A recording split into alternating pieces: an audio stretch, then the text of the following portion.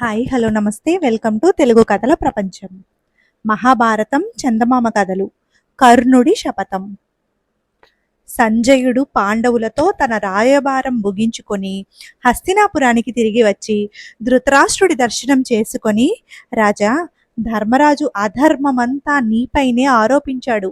నువ్వు లోక నిందకు లోనయ్యావు. ధర్మరాజు పంపిన సందేశాన్ని రేపు సభలో అందరూ ఉండగా చెబుతాను అని ధృతరాష్ట్రుడి అనుమతితో ఇంటికి వెళ్ళిపోయాడు. సంజయుడు వెళ్ళగానే ధృతరాష్ట్రుడు విదురుణ్ణి కార్యాలోచనకు పిలిపించాడు. విదురుడు రాగానే ఆయన పాండవుల వద్ద నుంచి సంజయుడు వచ్చి వెళ్ళాడు. నాకు నిద్ర రావటం లేదు, మనస్సులో తాపంగా ఉంది, నా తాపం పోగొట్టే మాటలు చెప్పు అన్నాడు. ధృతరాష్ట్రుడికి నిద్ర రాకపోవటానికి కారణం పాండవులే అని తెలుసుకున్న విదురుడు ఆయనకు పెట్టవలసిన చీవాట్లన్నీ పెట్టి, రాజా, నువ్వు భూమి కోసం అబద్ధమాడక వంశక్షయం కలగకుండా చూసుకో. దుర్యోధనుడి కోసం పాండవుల్ని దూరం చేసుకున్నావు. ఇందుకు దుర్యోధనుడు భ్రష్టుడైపోవటం చూస్తావు. పాండవుల్ని చేరదీసి వాళ్ళు బతకటానికి కొన్ని గ్రామాలైనా ఇవ్వు. నీ కొడుకులను అదుపులో ఉంచుకో. జ్ఞాతి వైరం తగదు, ఆపదలో ఆదుకునేది వాళ్లే అన్నాడు. దానికి ధృతరాష్ట్రుడు, నేను ఎప్పుడూ పాండవుల్ని గురించి మంచిగానే ఆలోచిస్తాను, కానీ దుర్యోధనుడు జ్ఞాపకం రాగానే నా బుద్ధి మారిపోతుంది. ఇదంతా దైవయోగం, నేను ఏం చేయగలను అన్నాడు. మర్నాడు ఉదయం ధృతరాష్ట్రుడి సభ కిటకిటలాడిపోయింది. దుర్యోధనుడికి యుద్ధంలో సహాయం చేయటానికి వచ్చిన రాజులందరూ సంజయుడు పాండవుల నుంచి తెచ్చిన సందేశం వినడానికి కుతూహలపడి సభకు వచ్చారు. ఆ సభలోకి సంజయుడు ప్రవేశించి అందరికీ నమస్కారాలు చేసి, రాజన్యులారా, నేను పాండవుల దగ్గరికి వెళ్ళి వచ్చాను. వారు మిమ్మల్ని అందరినీ అడిగినట్టు చెప్పమన్నారు. వారంతా క్షేమంగా ఉన్నారు. వారికి నేను ధృతరాష్ట్ర మహారాజు చెప్పమన్న మాటలు చెప్పాను అన్నాడు. అతనితో ధృతరాష్ట్రుడు, సంజయ, నువ్వు వెళ్ళి పాండవులకు నా సందేశం తెలిపినందుకు చాలా సంతోషం. మిగిలిన వాళ్ళు ఏమన్నది తర్వాత వింటాం, కానీ ముందు అర్జునుడు ఏమన్నాడో చెప్పు. ఈ రాజులందరూ వింటారు అన్నాడు. సంజయుడు ఇలా చెప్పాడు. అందరూ వింటూ ఉండగా అర్జునుడు ఇలా చెప్పమన్నాడు. దుర్యోధనుడు మొదలైన వాళ్ళు చాలా పాపాలు చేశారు, కానీ వాటికి ప్రాయశ్చిత్తం అనుభవించలేదు. యుద్ధం మొదలు పెడితే పాప ఫలం అనుభవిస్తారు.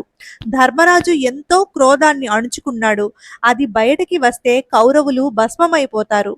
భీముడు ఒక్క గద మాత్రమే తీసుకొని కౌరవ సేనలను నిర్మూలించేటప్పుడు దుర్యోధనుడు తప్పక పశ్చాత్తాపపడతాడు.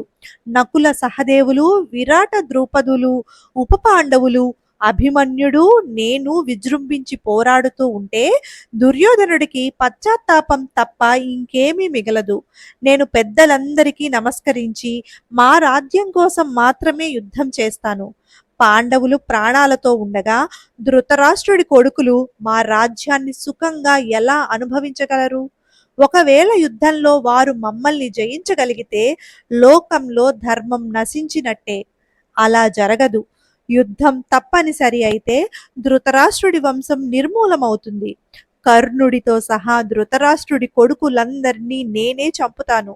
అందుచేత ఏం చేస్తారో తేల్చుకోండి అన్నాడు. అప్పుడు భీష్ముడు దుర్యోధనుడితో, నువ్వు కర్ణుడి మాటలు, శకుని మాటలు, దుశ్శాసనుడి మాటలు విని చెడిపోతున్నావు. కౌరవ పాండవ యుద్ధం నివారించు, లేకపోతే నాశనం తప్పదు అన్నాడు. ఈ మాటకు కర్ణుడు ఆగ్రహించి, భీష్మ, నన్ను గురించి నువ్వు అన్నమాట మరొకడు అని ఉంటే వాడు బతికి ఉండేవాడు కాదు. నేను రాజధర్మాన్ని ఏ మాత్రమూ తప్పలేదు. దుర్యోధనాదులకు ఎన్నడూ ఎలాంటి ద్రోహము చేయలేదు. యుద్ధంలో నేనొక్కడే పాండవులందరినీ జయించగలను. మొదటి నుంచి శత్రువులుగా ఉన్న వాళ్లతో శాంతి ఏమిటి? ధృతరాష్ట్ర మహారాజుకు దుర్యోధనుడికి ఇష్టమైనదంతా నేను చేస్తాను అన్నాడు. అప్పుడు భీష్ముడు ధృతరాష్ట్రుడితో, ఈ కర్ణుడు పాండవులను చంపగలనని మాటి మాటికి పేలుతూనే ఉన్నాడు. పాండవులు చేసిన ఘనకార్యాలలో ఒక్కటి కూడా ఇతను చెయ్యలేదు. హీనుడు, దుర్బుద్ధి అయిన ఇతను పాండవుల్ని గురించి అవమానకరంగా మాట్లాడతాడు. గోగ్రహణమప్పుడు తన తమ్ముణ్ణి అర్జునుడు చంపితే ఏం చేశాడు? ఘోషాయాత్ర సమయంలో గంధర్వులు దుర్యోధనుడిని పట్టుకుపోతే ఏం చేశాడు? పాండవులే కదా అతన్ని విడిపించింది. కర్ణుడు మాటలవాడే గాని చేతలవాడు కాడు. ఇతని మాటలు పాటించవద్దు అన్నాడు. ద్రోణుడు మాట్లాడుతూ, భీష్ముడిచ్చిన సలహా బాగుంది. అర్జునుడు సంజయుడి ద్వారా పంపిన సందేశంలో అబద్ధం ఏమీ లేదు. పాండవులతో సంధి చేసుకోమని నేను ఎప్పుడూ చెబుతూనే ఉన్నాను కదా అన్నాడు. భీష్మ ద్రోణులు చెప్పిన మాటలకు ధృతరాష్ట్రుడు ఏమీ అనక ధర్మరాజు ఏమన్నాడని సంజయుణ్ణి అడిగాడు. ధర్మరాజుకు ఎవరెవరు యుద్ధంలో సహాయపడుతున్నారో సంజయుడు వివరించి చెప్పి ధర్మరాజు యుద్ధానికి సిద్ధంగా ఉన్నాడని చెప్పాడు. కానీ ధృతరాష్ట్రుడికి భీముణ్ణి తలుచుకుంటేనే వణుకు పుట్టింది. సంజయుడు చెప్పిన యోధులంతా ఒక ఎత్తు, భీముడు ఒక ఎత్తు అని ఆయన నమ్మకం. భీముడి బలం ఎలాంటిదో భీష్మ ద్రోణ కృపులకు తనకు మాత్రమే తెలుసు. భీష్మ ద్రోణ కృపులు యుద్ధంలో తప్పనిసరిగా తమ పక్షాన పోరాడుతారు, కానీ వారికి పాండవుల పట్ల వైరం లేదు. ఇవన్నీ తలుచుకుంటే ధృతరాష్ట్రుడికి కౌరవ నాశనం కళ్ళ ఎదురనబడ్డట్టు అయింది. అర్జునుడు ఎన్నడూ యుద్ధంలో ఓడి ఎరగడు. అతన్ని ఎదిరించే వాళ్ళు ఎవరున్నారు? కర్ణుణ్ణి నమ్మటానికి లేదు. ద్రోణుడు వయసు మళ్ళినవాడు, పైపెచ్చు అర్జునుడికి గురువు. యుద్ధం వల్ల కౌరవ వంశం నాశనం తప్పదు. యుద్ధం చెయ్యకుండా ఉంటేనే అందరికీ క్షేమమని తోస్తుంది. అందరూ ఒప్పుకుంటే శాంతి కోసం ప్రయత్నించుదామన్నాడాయన. ఈ మాటకు సంజయుడు ధృతరాష్ట్రుడితో, రాజా, అన్ని చిక్కులకు మూల కారణం నువ్వే. కురుజాంగల భూములు తప్ప మిగిలినదంతా పాండవులు నీకు జయించి ఇచ్చిన రాజ్యమే కదా. అదంతా నీ సొంతం చేసుకున్నావు. అదంతా నీదేనన్న ధోరణిలో నువ్వు ఉన్నావు. నీ కింద ఉండిన రాజులు అనేకులు పాండవుల శక్తి గ్రహించి వారి పక్షం అయ్యారు. దుర్యోధనుణ్ణి అదుపులో ఉంచకపోతే చాలా ప్రమాదం ఉంది అన్నాడు. అప్పుడు దుర్యోధనుడు తండ్రితో, మేము ఓడిపోతామని నీకు భయం దేనికి? మేము తప్పక గెలుస్తాము. నిన్ను విదురుణ్ణి తప్ప మిగిలిన మన అందర్నీ చంపించాలని కృష్ణుడు ఉద్దేశం. పాండవులు నిజంగా యుద్ధంలో గెలవగలిగితే 5 ఊళ్ళు ఎందుకు అడుగుతున్నారు? భీముణ్ణి చూసి నీకెందుకు భయం? నా గదతో ఒక్క దెబ్బ కొట్టి భీముణ్ణి చంపగలను. భీష్ముడు ఒక్కడే పాండవ సేనలను నాశనం చేయగలడు. ఆయనతో పాటు ద్రోణుడు, అశ్వత్థామ కలిపి అర్జునుడిని చంపలేరా? కర్ణుడి వద్ద ఇంద్రుడిచ్చిన శక్తి ఉంది. పాండవ సేనలో నిజమైన యోధులు పాండవులు, దృష్టద్యుమ్నుడు, సాత్యకి మాత్రమే. మన పక్షాన అలాంటి యోధులు ఎందరో ఉన్నారు అన్నాడు. తర్వాత అతను సంజయుణ్ణి పాండవుల యుద్ధ తంత్రమేమిటి అని అడిగాడు. కౌరవ సేనలలో ఏ ఏ సేనలను యోధులను పాండవ పక్ష యోధులు తమ వంతుగా ఏర్పాటు చేసుకున్నది సంజయుడు వివరంగా చెప్పాడు. ఆ వివరాలు విని ధృతరాష్ట్రుడు బెంబేలు పడి దుర్యోధనుడితో, నాయనా, యుద్ధం ఆలోచన కట్టిపెట్టు. నిన్ను అందరూ మెచ్చుకుంటారు. నువ్వు సుఖంగా బతకడానికి సగం రాజ్యం చాలు. పాండవులకు కొంత రాజ్యం ఇవ్వు. అజ్ఞానం చేత నాశనం తెచ్చిపెట్టుకోకు అన్నాడు. నేను ఎవరి మాటలు విననవసరం లేదు. పాండవులను జయించటానికి నాకు ఎవరి సహాయమూ అవసరం లేదు. కర్ణుడు, దుశ్శాసనుడు నా వెంట ఉంటే చాలు. పాండవులను మేము ముగ్గురమే చంపగలం. వాళ్ళు మేము కూడా బతికి ఉండటానికి వీల్లేదు. నేను సూది మొన మోపినంత భూమి కూడా పాండవులకు ఇవ్వను అని దుర్యోధనుడు అన్నాడు. కర్ణుడు దుర్యోధనుణ్ణి సమర్థించి యుద్ధ భారమంతా తాను ఒక్కడే వహిస్తానని, పాండవులను తానే జయిస్తానని అన్నాడు. అతని మాటలు వింటుంటే భీష్ముడికి అసహ్యం వేసింది. కర్ణ, నీ బుద్ధి వికటించి ఇలా మాట్లాడుతున్నావు. అర్జునుడి పరాక్రమము, కృష్ణుడి శక్తి తెలిసి కూడా ఎందుకు ఇలా ప్రగల్భాలు పలుకుతున్నావు? ఇది నీచుడి లక్షణం కాదా అన్నాడు. ఈ మాట కర్ణుడికి అవమానకరంగా అయింది. అతను భీష్ముడితో, కృష్ణుడు నువ్వు చెప్పినంత గొప్పవాడే, కానీ నన్ను తూలనాడడం నేను సహించను. నేను అస్త్ర సన్యాసం చేస్తున్నాను. నువ్వు యుద్ధ రంగంలో నిలిచి ఉన్నంత కాలము అందులోకి అడుగు పెట్టను. నీ అనంతరం నా పరాక్రమాన్ని మిగిలిన వాళ్ళు చూస్తారు అని సభ నుంచి వెళ్ళిపోయాడు. భీష్ముడు వెటకారంగా నవ్వుతూ దుర్యోధనుడితో, ఒంటరిగా శత్రువుని గెలవగల మహాపరాక్రముడు అస్త్ర సన్యాసం చేశాడే. యుద్ధభారం ఇప్పుడెవరు వహిస్తారు?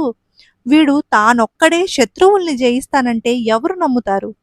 కాకపోయినా జయద్రథుడు, బాహ్లీకుడు లాంటి మహాయోధుల ముందు అలా ప్రగల్భాలు పలకడం తప్పు కాదా? బ్రాహ్మణుడని చెప్పి వీడు పరశురాముడి వద్ద అస్త్రాలు సంపాదించి అధర్మానికి పాలుపడ్డాడు అన్నాడు. భీష్ముడిలా అన్నందుకు దుర్యోధనుడు ఆయనను నిందిస్తూ, తాత, పాండవులు కూడా మాలాంటి వాళ్లే, మాతో పాటు పుట్టిన వాళ్లే. మాకు కూడా అస్త్ర విద్యలు, యుద్ధ విద్యలు తెలుసు. అలాంటప్పుడు పాండవులే గెలుస్తారని నువ్వు ఎలా చెప్పగలవు? నేను యుద్ధంలో ఎవ్వరి మీద ఆధారపడబోవడం లేదు అన్నాడు. దుర్యోధనుడి యుద్ధకాంక్ష చూసి విదురుడు అతనికి ఒక కథ చెప్పాడు. ఒక బోయవాడు వల పన్నితే అందులో 2 పక్షులు తగులుకున్నాయట. అయితే అవి భయపడక వలతో పాటు జంటగా ఆకాశంలో ఎగిరిపోసాగాయి.